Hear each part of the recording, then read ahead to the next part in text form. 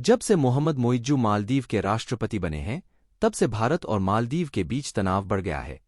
मोइज्जू को भारत विरोधी और चीन समर्थित माना जाता है। यही कारण है कि मोइज्जू ने राष्ट्रपति बनते ही भारत के खिलाफ जहर उगलना शुरू कर दिया। उन्होंने मालदीव से भारतीय सैनिकों की वापसी के बारे में बात की, जो दशकों से वहां सुरक्षा के लिए तैनात थे।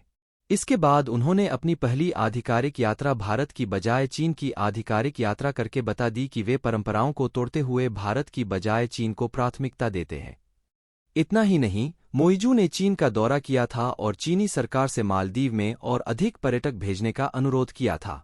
मोइज्जू ने भारत के बॉयकॉट मालदीव के बाद चीन से यह अनुरोध किया था। इन सबके बीच चीन ने यह भी कहा था कि अगर कोई मालदीव की संप्रभुता पर हमला करेगा तो चीन उसके साथ खड़ा रहेगा। ऐसी गलतबयानी करने के बाद चीन अब भ्रामक बयानबाजी कर रहा है। चीन ने कहा है कि मालदीव के साथ संबंधों में तीसरे पक्ष निशाने पर नहीं है। चीन ने परोक्ष रूप से भारत की ओर इशारा करते हुए यह बात कही। चीन मालदीव के साथ और सहयोग बढ़ाएगा। चीन ने मालदीव के साथ व्यापक रणनीतिक सहकारी साझेदारी बनाने की प्रतिबद्धता जताई और कहा कि दोनों देशों के बीच सामान्य सहयोग में किसी तीसरे पक्ष को लक्षित नहीं किया जाता है। चीन ने यह भी कहा कि मालदीव और चीन के संबंधों के चलते इसमें तीसरे पक्ष को कोई बाधा नहीं आएगी।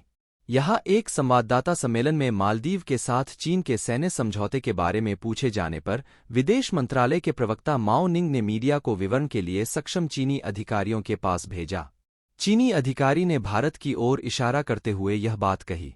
उन्होंने कहा, मोटे तौर पर चीन एक व्यापक रणनीतिक सहकारी साझेदारी बनाने के लिए मालदीव के साथ काम करने के लिए प्रतिबद्ध है।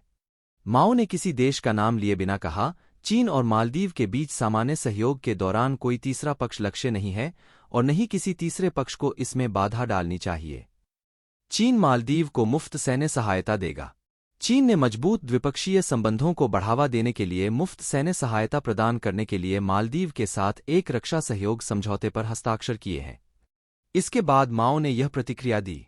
इसके कुछ हफ्ते बाद मालदीव के राष्ट्रपति मोहम्मद मुइज्जू ने भारतीय सैनिकों के पहले समूह को मालदीव छोड़ने की समय सीमा तय की थी और माओ के इस बयान को भारत से जोड़कर देखा जा रहा है। मुइज्जू ने एक बार फिर भारत के खिलाफ उगला जहर। इससे पहले कल यानी मंगलवार को राष्ट्रपति मोहम्मद मुइज्जू ने एक बार फिर भारत के खिलाफ जहरीला हमला बोला था।